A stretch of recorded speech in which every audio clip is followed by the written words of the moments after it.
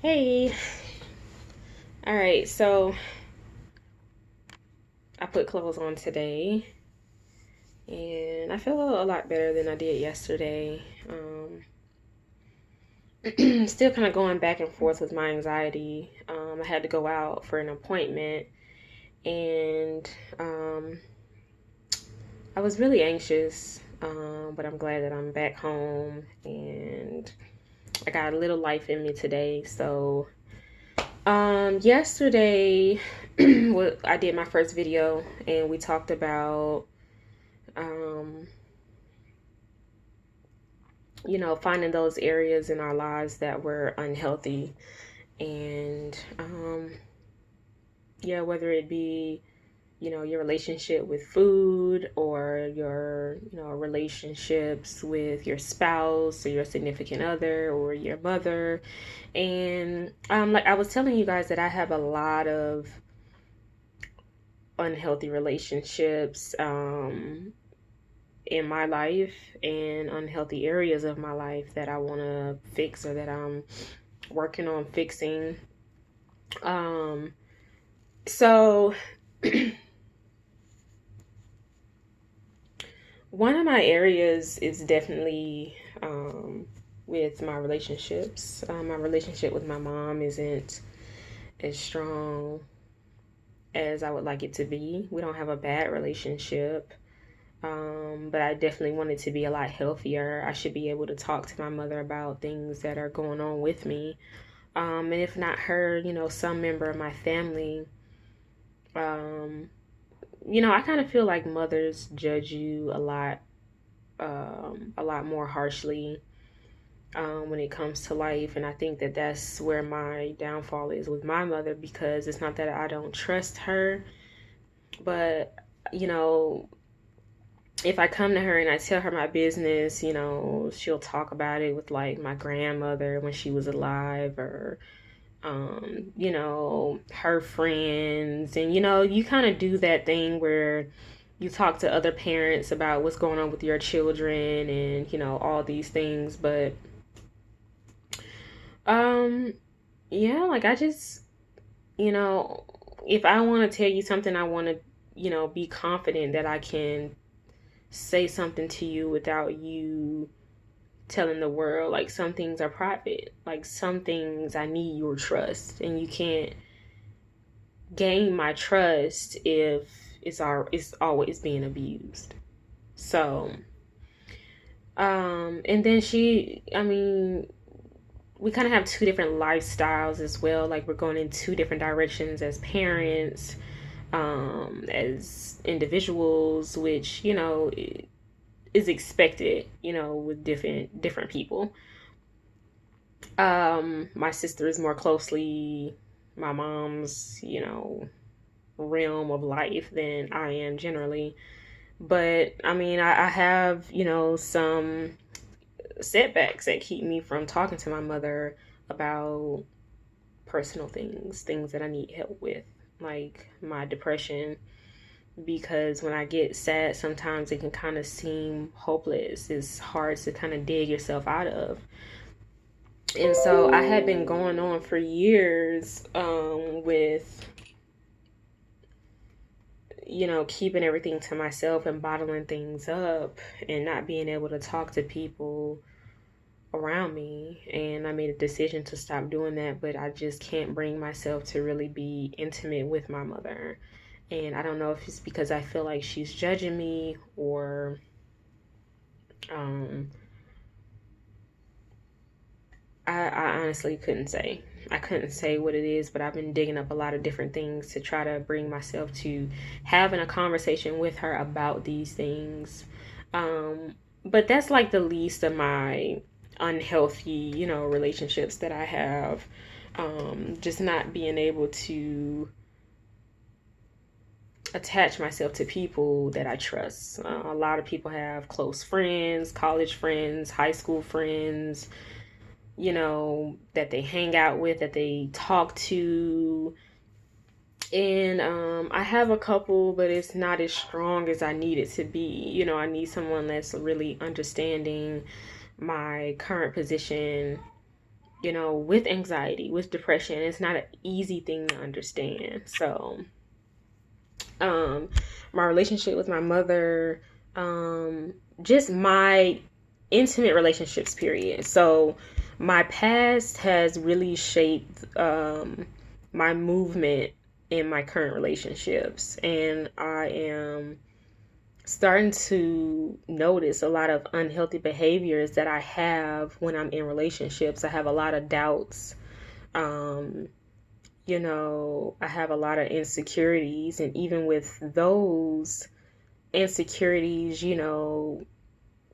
for instance, my fiance can, tell me I'm beautiful 15 times a day, and at the time, it sounds wonderful, but it doesn't always register. I don't always look in the mirror and go, yeah, he's right. But that is a battle that I have to fight and change on my own, because nobody can really see you um one way unless you can really just scratch that. Just scratch all that. The battle is simply mine. Okay? I'm gonna leave it at that. I'm really getting in my own way when it comes to believing and trusting my partners and trusting anybody, any people around me. It takes a lot to establish a bond and a level of trust, um, which can be a good thing, but a lot of times it's unnecessary, and it's unnecessary worry and stress that I don't need. I also have an unhealthy relationship with food. I eat a lot of food. I'm not starving myself by any means. Occasionally, I will be depressed and not really want to eat at the moment, but I've never starved myself for days or a day. I've never really starved myself. I've just not been hungry and not wanting to eat. But my relationship is more, grabbing that unhealthy snack that gives you that temporary relief from just life. Um, and I try not to even keep it around the house, but my fiance, he loves sweets, brownies, like all kinds of things. And that's also his issue, but I haven't brought that up with him. That's something that I want him to dig out, for himself. There's nothing wrong with liking sweets. Um, but I just see his face light up like when he eats sweets, brownies, cakes, bullcrap, ice cream, and I know that it's become something that he has to do to release those is it endorphins, the happy hormone, um because I know he deals with a lot, just being a father, and like I said, his children's mothers. You know, I just hate it. I hate it for him. But again, that's not my journey. I can't address his issues. He has to get to a place to address his own. And I learned that the hard way also. But I can love him through that. So that's my position with that. But I have an unhealthy relationship with food. I tend to overeat. Usually, if I'm anxious or depressed, if because for the most part, I do everything at home. I work from home. My children are home. My fiance gets off work. We're home. My anxiety keeps me really from going out. So, I can, get depressed. And with us readily having food available for breakfast, lunch, dinner, snacks for me, for the kids, because we're always at home, that causes me to overeat. I eat when I'm bored. I eat when I'm stressed. I eat when I'm sad. If I got done crying, I'm eating something. And um, what's unhealthy is the fact that I'm overeating and the choices that I'm eating. I think it would be a different story if I was maybe overeating healthy foods. It would be slightly different. It's still an unhealthy relationship, but it's a lot healthier than binge eating food that isn't healthy for you. So that's another area of my life that I need to fix. And just all in general with my self esteem, I've always not felt good enough. I still have moments where I'm wondering, why is this guy with me? Like, what kind of insane person, would take themselves through what we go through in a relationship as a couple? And he's always telling me, you know, I wouldn't want to go anywhere else. I wouldn't want to do this with anybody else. Like, whatever you have and whatever you need to go through, I'm going through it with you. And I think that I was really, really lucky in finding that. And a huge part of me doesn't feel like I even deserve that for some reason. And I think that's another unhealthy thing that I need to address. Like, I need to go back and figure out, where along the way did I think that I wasn't worthy enough for somebody to actually treat me right? Like, why was I in those unhealthy relationships in the past for so long thinking that that's what I deserved? Why did I do myself like that? Why did I put myself through that? So I do a lot of journaling. I see a therapist. Um, I honestly can't say if it's working. I know that it gets me talking and it gets me digging and sorting through information and releasing information. I do a lot of crying when I'm in therapy.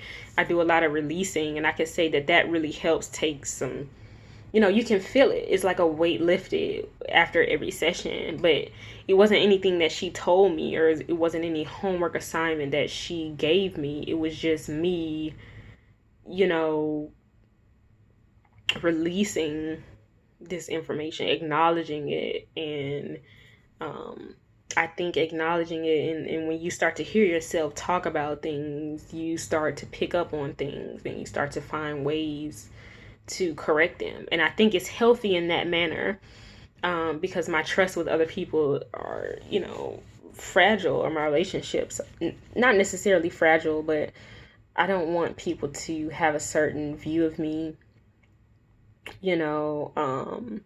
But again, this was my whole point of starting this channel, to just say that this is me. This is my life. This is my trauma. This is my anxiety. This is my depression. This is my journey. This is where I am right now. I'm not trying to be anything other than that. So, but I think my therapy is helping in that perspective, but not in the way that, oh my God, it just helped me so much and my anxiety is so much better, my depression is so much better. I don't think there's anything that she's really doing for me in that manner. I'm starting to pick up that I'm actually doing this myself. The only thing she really does is ask questions. So if you can ask yourself questions and you can give yourself honest answers, you can dig for that information and you can pull up, things that you have pushed aside, and be able to really analyze them and pay attention to them. You may not know the exact reason why, but you'll become more intuitive with yourself. But some people can't do that. And some people need the help of a therapist. And some people probably wouldn't even have asked themselves certain questions. So I think therapy is good overall. um, so we were talking about unhealthy things. And I can honestly say those are my major areas of my life where I have unhealthy behaviors, just in my relationships and with my own self. worry, stress, doubt, anxiety, depression. Those are um my main areas. So, you know, you want to pick one. You want to pick a thing and you want to really meditate on that thing and really ask yourself as many questions as you can and really answer them truthfully. It's very easy to lie to yourself.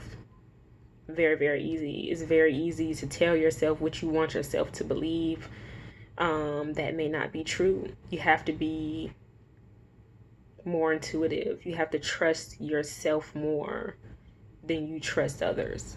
And that was another thing that I had to learn, just health wise, and just going to see all these doctors and they don't know what it is. And finally, one doctor just asked me, what do you think it is? And I thought about it. And if I was being honest with myself, I think that it may just be anxiety, the physical effects of anxiety. I'm still getting tests done just to rule out and just to know for sure. But, I think the miscarriage and all the blood that I lost and just the trauma of feeling like I was going to die really affected my whole state of being after that. Like, I haven't been the same since then. Like, I haven't had a normal functioning day since then. Not one. It was always something. It was always some feeling of detachment, some feeling of being anxious or just being sad or just frustrated and angry about not understanding what's going on with my body. And then I started to really understand anxiety a lot more. And the more I understand about anxiety, the more I lean towards it actually being anxiety. So, and I also do a video where I talk about the miscarriage in depth. There may be some tears. I don't really talk about it in depth often unless I'm going to a doctor and I have to repeat all my symptoms all over again and explain all over again and that whole spiel. But I'll do a video solely about the miscarriage and how that led to anxiety. I've had anxiety before, but I've never known it to have this type of effect on a person until it happened to me, and I couldn't really pinpoint it. I couldn't. But I'll do a video about that. Every once in a while I get really, really exhausted about talking about it, and I may skip around, jump around, but I want it to be as in depth as possible, as raw and truthful as possible. So I'll do that. But as far as the topic of, what can we do to be healthier? For one, a thing that's really helped me is just to start to swap out the things that aren't good for you. Like, you can, every once in a while, you can have a snack, you can treat yourself, but really try to, a bag of chips. Like, you may not think that's unhealthy, but eating that same bag of chips every week or whatever, it starts to become a habit. So form new habits. And that's something that I have a lot of trouble with because I don't have a lot of follow through. I don't have a lot of habit building tools. I start a lot of things and do not finish them. I don't have a routine. I don't know how to place myself on a routine. Every time I try, I forget about it. And then, I can set alarms. I just don't follow through. And I think that's very, very detrimental to, my body's cycle, my memory, my drive, just as an entrepreneur too, because eventually I want to have my own business. And, I've been thinking a lot, like, why haven't I made those steps yet? But I have. Like, I've had many opportunities to do that. I don't have the follow through for them, So I realized that, the universe and my ancestors were telling me, you need to work this job under these people to learn some balance and, stability. You need to learn some structure. And that was I understand why the opportunities weren't coming in like I was expecting, and all the things I was asking for wasn't really coming to, because I wasn't ready at the time. And to be honest, I'm not sure if I'm ready now, but if I get the opportunity, to do something, I'm gonna do it head on, you know. But I want something more flexible now, just so I can get my health back in balance. But um, like I said, that all goes back to being intuitive, about why things are happening the way that they're happening in your life, like why you're going through what you're going through. You got to look and say, is there a lesson in this? Is there a reason? What could it be? And honestly, I think my whole reason of having a miscarriage and going through these health issues is so that I can find people and relate to them, because I met a lot of people on this journey at hospitals, doctors' offices, health food stores. I've met a lot of people that have had the same symptoms as me, a lot of people that can, relate to me that way. And I'm hoping that with these videos I could be able to reach more people and draw in more people and have more people around me, a community of people that really understand, or that has family members that understand or want to understand. So if you guys have any requests of videos that you want me to make, or things that you want me to talk about as far as my daily life, I'm all for it. But yeah, I think the whole I think we really need to start doing things a lot healthier, swapping out unhealthy chips and things for fruits and vegetables, whether they be raw or cooked or however you like to eat them. And just being mindful of, your depression and anxiety, because a lot of times unhealthy food can make your depression and anxiety worse. I've noticed that when I can eat a bowl of black cherries. For some reason, black cherries do it for me. I can eat a bowl of black cherries when I'm depressed. I don't have any energy, I just want to lay in bed, and I'll just lay in bed and eat a bowl of black cherries, and it's like, just like that. Like, I'm just like, okay, I got a little bit of life in me. I can get up and put this laundry in, or blah, blah, blah. Like, it really, you got to really pay attention to your body and how your body responds to the things that you do to it. And forgiveness is another really, really hard issue for me. Just forgiving my ex-husband or my ex-boyfriend for the trauma, the trauma that I was left with, that I felt was very, very unfair to me. And they got to like move on with their lives, but I was left with this trauma and left with constantly trying to reflect inward at what I did wrong, or blah blah blah. So that's another unhealthy thing, that I have to constantly go back to and dissect piece by piece. So, but I don't recognize all of them. I still have to this day things that I'm like, maybe this is why that happened, or oh my God, I didn't even notice that before. Like, I didn't even know I was doing it. Like today, my fiance told me that I'm always apologizing, and I'm just like, I didn't know what to say, because my immediate response was, I'm sorry, but you have to realize that everything's not always your fault. People do things sometimes because of their own issues, and that was something that I really, really had to reflect on.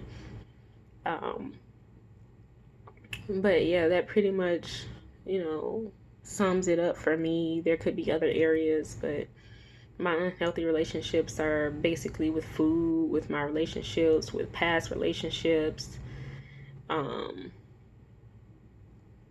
of course, worrying, stressing out about every little thing, which never helps. So I do things to kind of help me. With food, I try to eat more live foods, more fruits, more vegetables.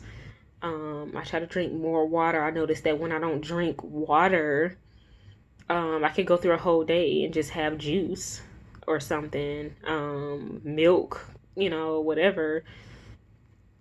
And I realized I hadn't had water today. I usually drink it in the morning as soon as I wake up. I give my children water first thing in the morning when they wake up, water.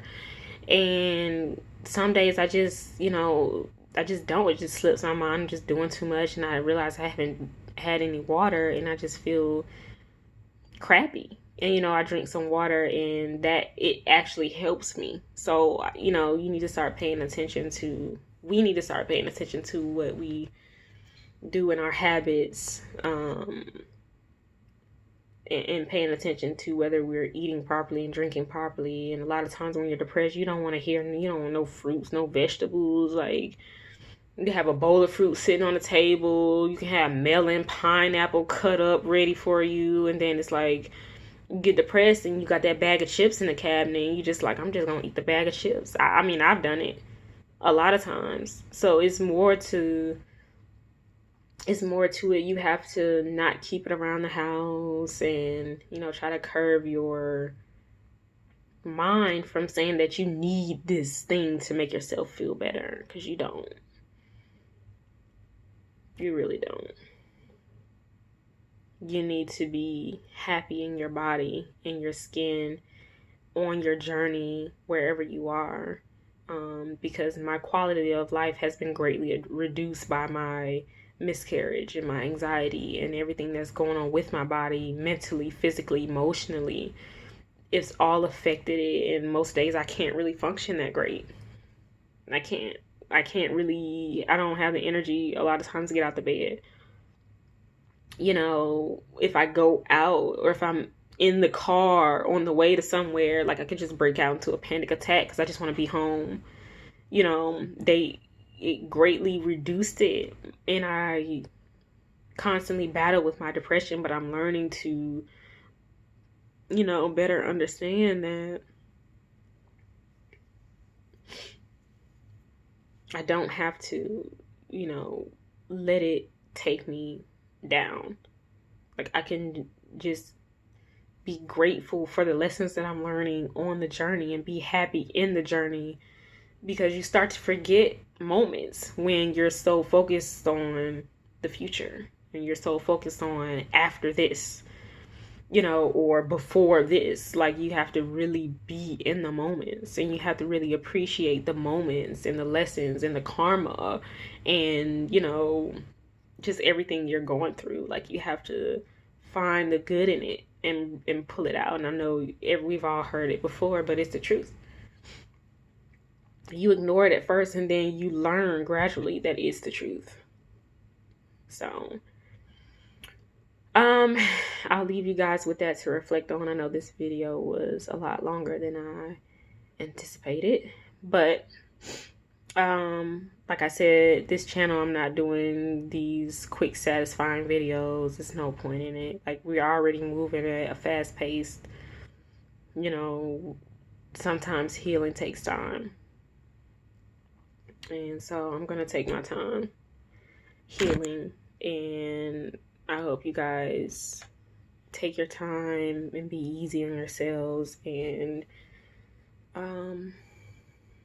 be good to yourself, be good to your bodies, be good to your mind.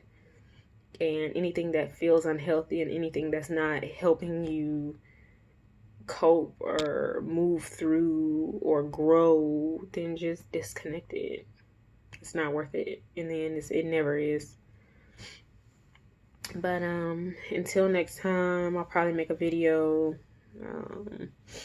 soon about my actual miscarriage, so you guys will hear about that and whatever else I'm going through.